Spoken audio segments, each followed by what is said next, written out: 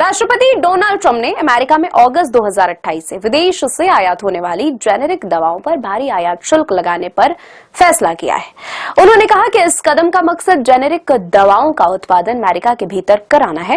Bharat America को generic दवाओं का सबसे बड़ा निर्यातक मानता है। ऐसे में इस फैसले का भारत पर बड़ा असर पड़ सकता है। ट्रंप ने ट्रुथ सोशल पर अपनी पोस्ट में कहा, 1 अगस्त 2026 से यूनाइटेड स्टेट्स में लाई जाने वाली सभी जेनेरिक दवाओं पर 2 साल के लिए 0% टैरिफ लगा रहेगा। इसके बाद टैरिफ 1 साल के बाद 100% और उसके बाद 200% हो जाएगा।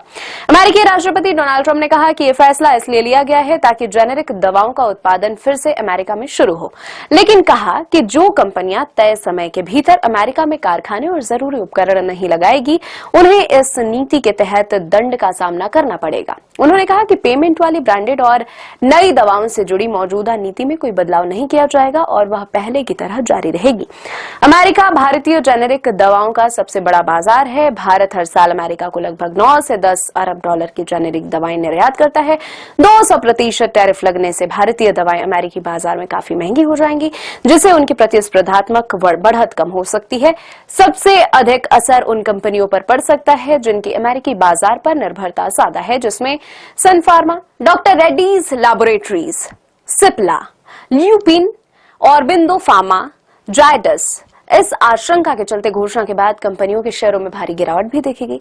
भारतीय कंपनियां अमेरिका में फैक्ट्री लगाने पर मजबूर हो सकती हैं। कई भारतीय दवा कंपनियां टैरिफ से बचने के लिए अमेरिका में उत्पादन बढ़ाने या नई मैन्युफैक्चरिंग यूनिट स्थापित करने पर विचार भी कर सकती है।